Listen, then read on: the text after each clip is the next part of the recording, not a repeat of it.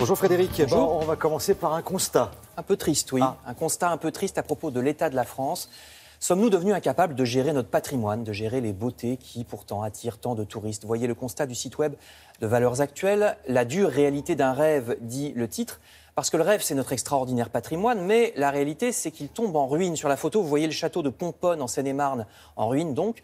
Beaucoup de monuments sont dans cet état, ou bien qu'ils appartiennent à un propriétaire privé qui n'a plus les moyens, ou bien quand ils sont dans le domaine public, je ne vous apprends pas qu'il n'y a pas d'argent non plus, étant donné l'état de notre économie, le patrimoine est en danger, titrait il y a quelques jours la version papier de Valeurs Actuelles. Même, vous voyez, des bâtiments comme Notre-Dame de Paris, dont certaines pierres ont tendance à tomber des façades. Vous allez voir une photo, vous voyez la photo de gauche, le tocsin pour Notre-Dame. Et ce n'est pas toujours une question seulement d'argent. Sur la photo de droite, vous voyez une chapelle qu'on est en train de détruire à la pelleteuse dans l'ouest de la France pour la remplacer par un parking. Parce que oui, en France, on rase des églises au bulldozer car elles ne sont pas assez fréquentées ou car on trouve qu'elles n'ont pas d'intérêt architectural. Peut-être que dans 10 ans, on trouvera qu'elles n'étaient pas si mal, mais ça sera trop tard. Alors de plus en plus, il y a des appels aux dons pour entretenir le patrimoine. On installe aussi, vous savez, des boutiques ou des restaurants dans les monuments historiques pour faire rentrer de l'argent. Mais même dans une ville riche comme Paris, regardez le site web de la Tribune de l'Art qui dénonce l'état d'abandon des fontaines, par exemple. Énormément de fontaines sont hors service à Paris depuis des années, aussi bien des anciennes que des récentes. Il y a vraiment de tout ici, des récentes, mais on va en voir d'autres. Voici Porte de Saint-Cloud, par exemple, à droite, ou la Fontaine des Innocents à gauche. Moins de la moitié des fontaines parisiennes seraient en fonctionnement. D'après la Tribune de l'Art, notre patrimoine n'est plus entretenu, dit l'article. Et le site web Slate va plus loin. La France est en train de devenir moche. Slate critique la propension qu'on a d'installer partout, vous savez, ces immenses zones commerciales qu'on ne peut atteindre qu'en voiture. En plus, bonjour les embouteillages et la pollution. Zone qui à la fois grignote les terres cultivables tout en tuant les petites boutiques traditionnelles de centre-ville, dit l'article. Il y a déjà 750 de ces grandes zones commerciales en France, 750, et de nouvelles vont encore s'installer, prévenait déjà il y a quelques mois le site Slate.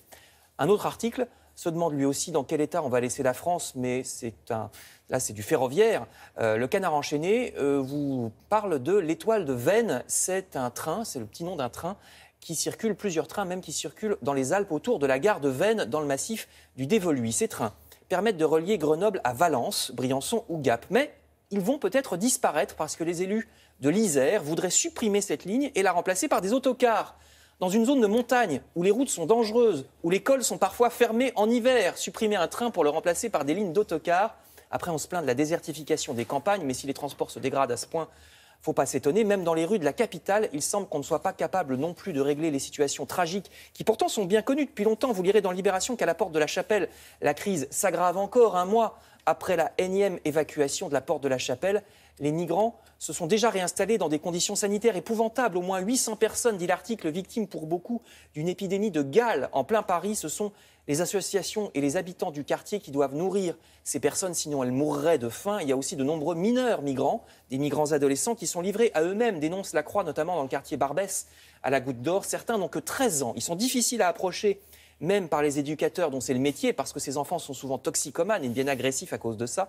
Article assez effrayant à lire dans les colonnes de Libération et de La Croix. Effectivement, c'était un constat un peu triste à destination de tous les élus qui regardent Télématin. Exactement. Et Dieu sait qu'ils sont nombreux et que là, ça va les interpeller. J'espère. Merci Frédéric. À tout à l'heure pour la revue de presse culturelle.